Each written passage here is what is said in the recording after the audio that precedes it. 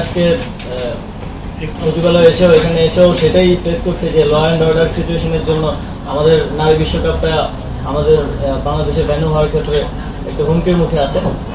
তো এই বিষয়ে আমরা আজকে কিছু আলোচনা করেছি বিসিবির সাথে, এবং আজকে মন্ত্রণালয়ে এসে সবার সাথে আলোচনা করে আমার ভালো লেগেছে এবং আমার মনে হয় আমরা একসাথে ভালোভাবে কাজ করতে পারবো। তো আমরা তিনটি সিদ্ধান্ত কিংবা প্রসেস যদি বলি, তিনটি বিষয়ে উপনীত হতে পেরেছি। প্রথম হচ্ছে যুব ক্রীড়া মন্ত্রণালয়ের অধীনে শেখ হাসিনা জাতীয় যুব উন্নয়ন ইনস্টিটিউট আছে। আমরা এটার নাম পরিবর্তন করতে চাই, যেহেতু বাংলাদেশে একটা ম্যাসাকারের সাথে শেখ হাসিনার নাম জড়িত আছে এবং হাজার সহস্র ছাত্র জনতা মারা গিয়েছে।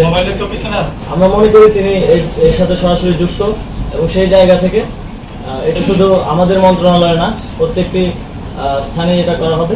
তো শেখ হাসিনা জাতীয় যুব উন্নয়ন ইনস্টিটিউটের নামটা আমরা পরিবর্তন করে বাংলাদেশ জাতীয় যুব উন্নয়ন ইনস্টিটিউট করছি, এবং এই বিষয়ে প্রসেস চলমান থাকবে এবং দ্রুতই এটা কমপ্লিট হবে। নারী টি-20 বিশ্বকাপের বিষয়ে আমরা বিসিবির সাথে কথা বলেছি।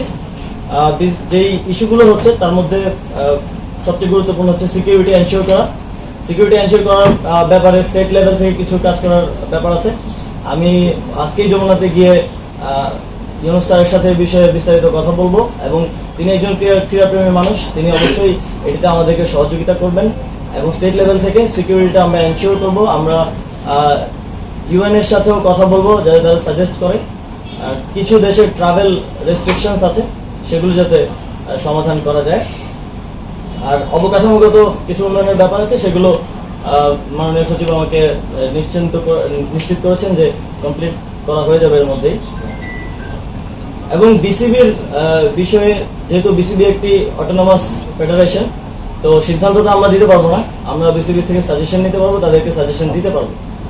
সো বিসিবির সভাপতি অনুপস্থিত আছেন।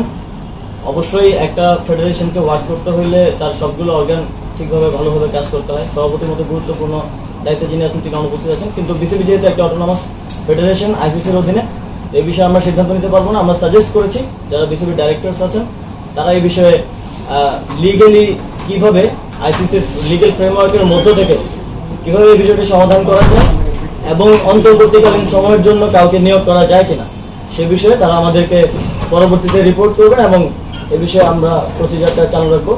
তো এই তিনটি সিদ্ধান্ত কিংবা প্রসেস যাই বলেন আজকে আমরা উপনীত হতে পেরেছি, এবং সামনে আরো আজকে আমি সময় দিতে পারছি না, কারণ আমাদের আপনারা জানেন প্রধান বিচারপতির শপথ গ্রহণ অনুষ্ঠান আছে।